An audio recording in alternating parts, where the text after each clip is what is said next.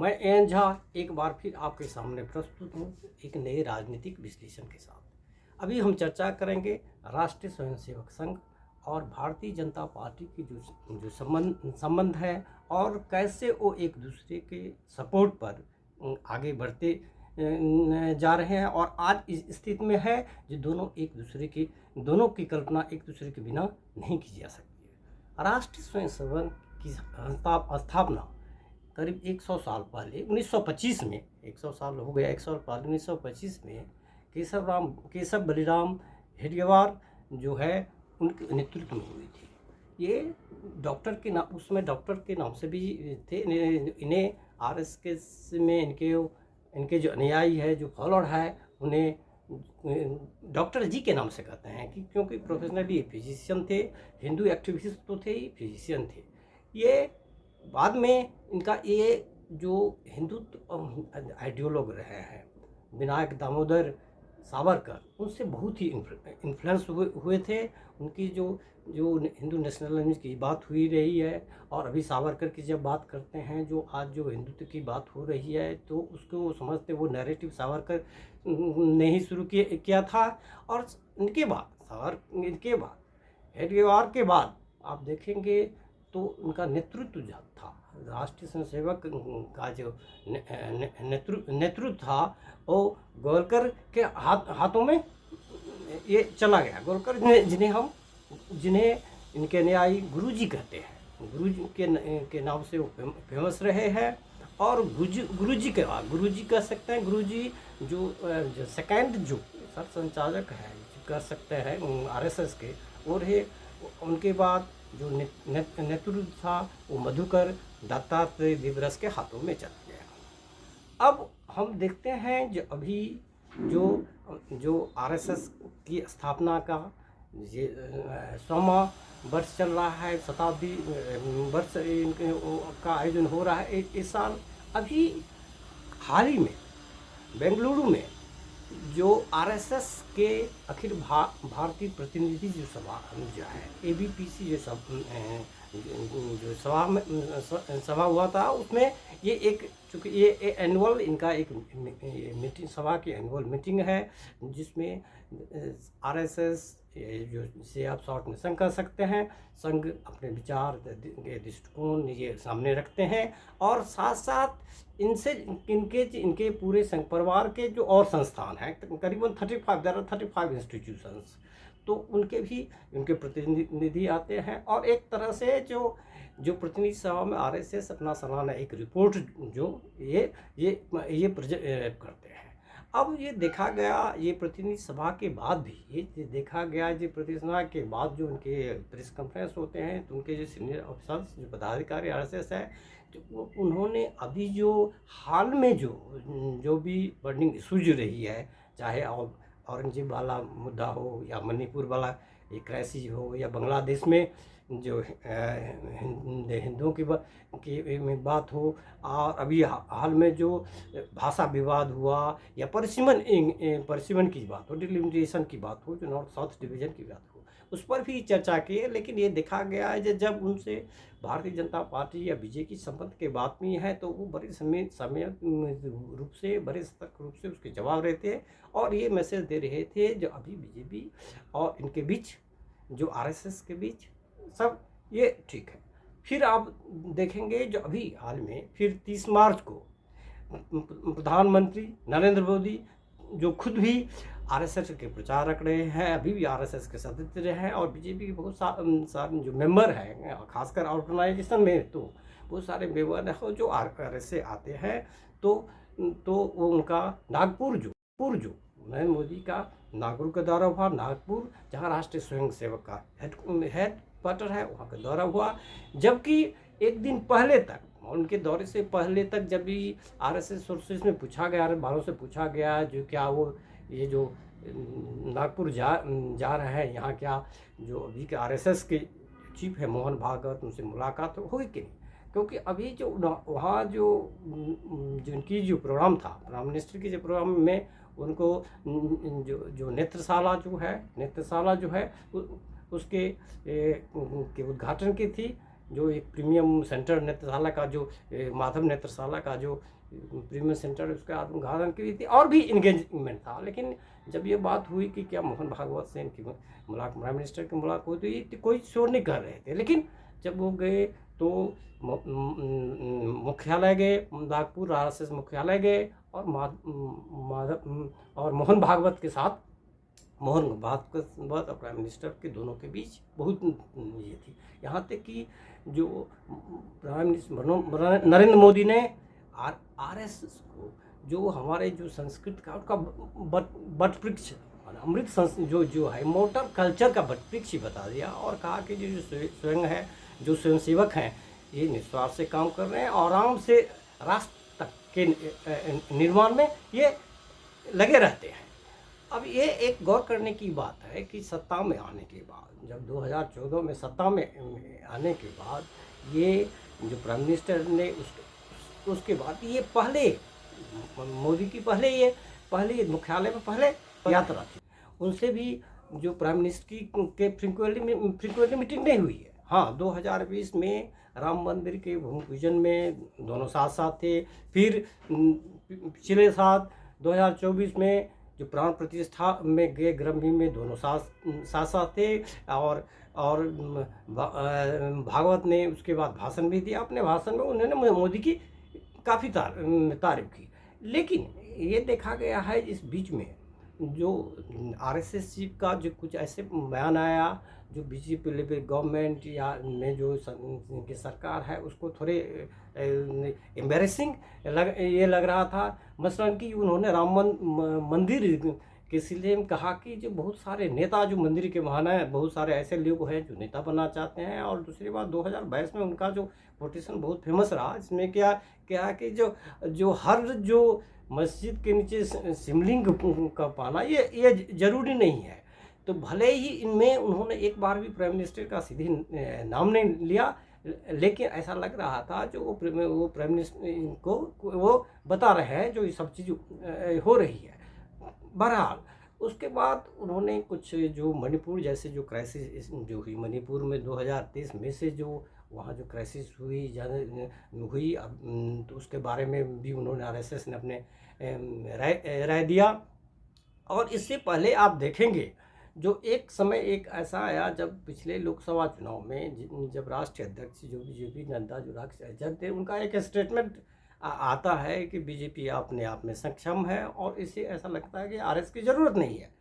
फिर 2024 पिछले लोकसभा का रिजल्ट हुआ और जिसमें जो BJP अपने बलबूते से सरकार नहीं बन पाई, उन्हें अलाई का सहारा लगा। जिस तरह से उन्होंने 2024-19 में जो उन्होंने अपने बूते पर वो जो मैजिक मार्क होता है पार्लियामेंट को पार लिए थे, उन्होंने क्या, तो ये एक स्पेकुलेशन था। ये आया जो RSS और BJP के बीच जो सब कुछ ठीक नहीं है और जो RSS है उस हिसाब से वो कॉपरेशन नहीं हो रहा है, दोनों के बीच कन्वर्जेंस नहीं है। वैसे RS के राष्ट्रीय तरफ से इसे एक पारिवारिक माना गया और इस पर उन्होंने डायरेक्ट किसी से नहीं किए। लेकिन बाद में जब BJP को जो एहसास हुआ तो इनके फिर संबंध हुए और बाद में जो विधानसभा के चुनाव होते हैं, चाहे हरियाणा में हो, महाराष्ट्र में हो, दिल्ली में, तो ऐसा गया जो RSS के जो वॉलंटियर जो हैं वो काफ़ी जो बढ़ चढ़ कर ये भाग लिया। रिजल्ट है तीनों महाराष्ट्र या हरियाणा या दिल्ली में BJP की सत्ता आई। तो एक ऐसा ये मैसेज था कि जो RSS और BJP के बीच जो भी कुछ गलतफहमी जो भी है, ये भी है। आम लोगों की नज़र में, जैसे हम लोग आम लोगों की नज़र में जब देखेंगे तो RSS को पेटर फैमिलियाज ऑफ BJP कहा जाता है। पेटर फैमिलियाज का अर्थ होता है तो फादर ऑफ क्लान, ट्राइब और फैमिली, उसका एक अभिभावक के रूप में होता है। जबकि RS के पदम का कहना है जो हम अभिभावक के रूप में तो और भी पार्टी को जरूरी नहीं है, BJP भी के और भी पार्टी कर सकते हैं यदि हमसे पूछा जाए।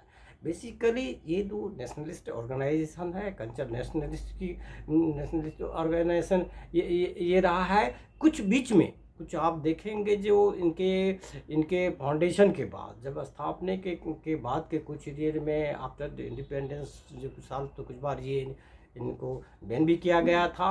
और कुछ कम्युनल इशू पर, हिंदू मुस्लिम जो राइट्स या इस इशू पर कुछ इनको इस तरह से बैन भी किया गया था। लेकिन ये फिर आगे आगे 90s के बाद तो आप देखेंगे जब से बीजेपी का जो ग्राफ जो बढ़ा, तब बढ़ा है जबकि आरएसएस वॉलंटियर्स जो है इनके काम पर भी बता है। ऑल्दो आरएसएस अपने को एक कल्चरल ऑर्गेनाइजेशन, एक नेशनल ऑर्गेनाइजेशन कहती है, ये पार्ट ऑफ हिंदुत्व ब्रिगेड ये कहती है, जिसे पॉलिटिक्स इससे मतलब नहीं है रहा है। लेकिन जब आप देखेंगे जबकि देखेंगे और ये पिछले लोकसभा चुनाव और विधानसभा चुनाव जो उसके बाद जो विधानसभा हुए, स्पष्ट है जो आरएसएस के बिना बीजेपी को नहीं सकता। एक दूसरे के जो कम्प्लीमेंट्री, एक दूसरे को एक सपोर्ट करने वाला।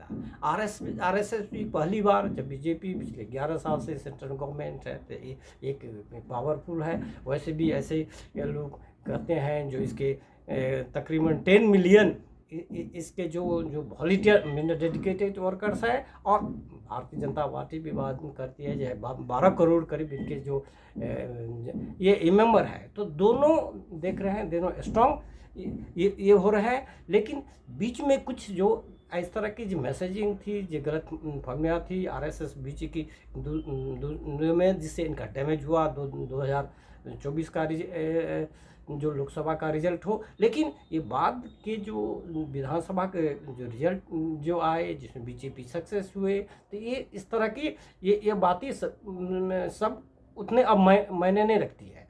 अभी जो मोदी का मुख्यालय जाना, आरएसएस के मुख्यालय जाना, आप भगवत के साथ मिलना, और देखेंगे आप उसके बाद देखेंगे 30 मार्च के बाद prime minister Modi, RSS chief Mohan Bhagwat, Nitin Gadkari और देवेंद्र फडणवीस, सारों का ये फोटो काफ़ी नेक्स्ट जो पॉपुलर रहा है और ये मैसेजिंग है। अब विगत देखेंगे जो ही बीजेपी पे का भी ग्राफ बढ़ता गया है, तो जो आप देखेंगे इसकी जो एक पॉलिटिकल जो रीडिंग भी इस तरह से होती रही है।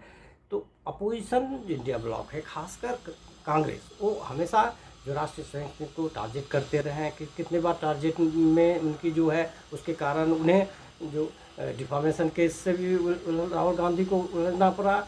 और एक नैरेटिव बन गई है जो बीजेपी को यदि टारगेट करना है तो आरएसएस करो या आरएसएस बीजेपी को ही टारगेट करे। लेकिन हम जिस हिसाब से हम ये देख रहे हैं, जो प्राइम मिनिस्टर नरेंद्र मोदी का नागपुर मुख्यालय जाना, ये पहले 11 साल में पहली बार मुख्यालय ये जाना है। फिर दोनों के जो रिलेशंस हैं उसको और भी स्ट्रेंथन ये करते हैं।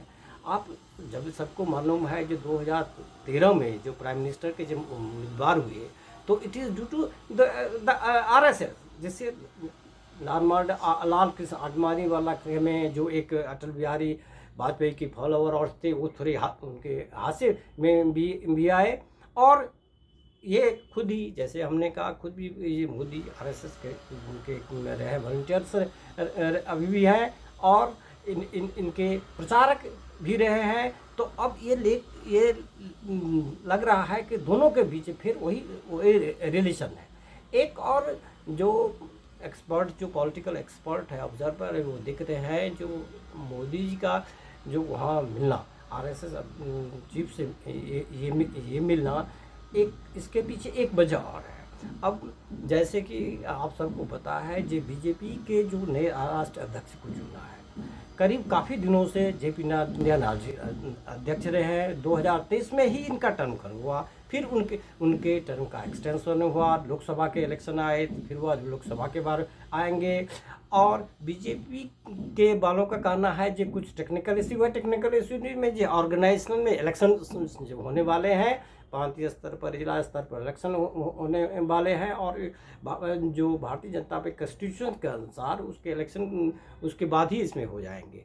लेकिन एक और भी एक माना जा रहा है कि इससे पहले जब अध्यक्ष की बात हुई तो इतना टाइम किसी को नहीं, किसी भी को नाम नहीं लगा है, तो ज़रूर बात कहीं न कहीं फंसी हुई है। या तो ये लग रहा है जो बीजेपी जो कैंडिडेट दे रही है आरएसएस का पसंद नहीं है, लेकिन राष्ट्रीय स्वयं में कहना है कि हमें इस तरह की कोई हम जो पॉलिटिकल या गवर्नेंस में हम कोई इंटरफेयर नहीं करते हैं, जब हमसे जब पूछा जाता है हम करते हैं। लेकिन ये तय है कि जो अध्यक्ष बनता है, जो कहते हैं जो ओनली आफ्टर आरएसएस ब्लेसिंग, हो सकता है कि आने वाले समय में जब इनकी भारतीय जनता पार्टी की राष्ट्रीय कार्यकारिणी की जो बैठक बेंगलुरु में होने वाली है, तो उस समय हो सकता है कि भारतीय जनता पार्टी के अध्यक्ष की तुलना कि अध्यक्ष के चुनाव हो जाए, एक नए हमें अध्यक्ष मिल जाए। तो ये जो आरएसएस और बीजेपी के बीच की हाल की जो दोनों के बीच जो संवाद हुआ और रिलेशन है, उसमें भले ही बहुत कयास लगाए जा रहे थे, राजनीतिक कयास लगाए जा रहे हैं, और ये इन दोनों के बीच एक अप्स एंड डाउन, एक उतार चढ़ाव तो रहा है। लेकिन तभी ये देखा रहा है जो एक अभिभावक की तरह एक जो आरएसएस जो बीजेपी के इनके साथ में है, खास करके जो नरेंद्र मोदी जो इरा है भारतीय जनता पार्टी, उसमें तो ये देखा गया कि आरएसएस भी काफ़ी स्ट्रांग हो गई। आरएस अपने विभिन्न आरएस से रिलेटेड बहुत सारे जो संस्थान हैं, अभी हमने मेंशन किया है, तकरीबन 3 डजन के आसपास जो है, जो एजुकेशन, सोशल वर्क और सब में इंस्टीट्यूशन बिल्डिंग में है, इन्वॉल्व है, ट्राइबल एरिया में इन्वॉल्व है, और वो उस तरह से अपना ये काम कर रहे हैं। तो ये अभी जो लेटेस्ट जो मोदी और भागवत का जो दोनों के बीच का जो ये वार्तालाप हुआ, ये वार्तालाप अच्छी वार्तालाप हुआ, और ये एक इस तरह से मैसेज देने में सक्सेस हुआ जो आरएसएस, फिर भी आरएसएस और बीजेपी के बीच में कोई गलतफहमी नहीं, न एक दूसरे को इंटरफेयर करते हैं, और एक दूसरे को मिलकर ही बीजेपी को आगे सालों आगे सत्ता बढ़ने के लिए एक दूसरे को कंट्रीब्यूट ये कर रहे हैं। और ये भी देखा जाता है एक दूसरे के बिना अस्तित्व भी नहीं है। तो ये समझने की जरूरी है, आरएसएस बीजेपी की जब हम बात करते हैं, जिनके रिलेशन की समझते हैं, how stronger they are together.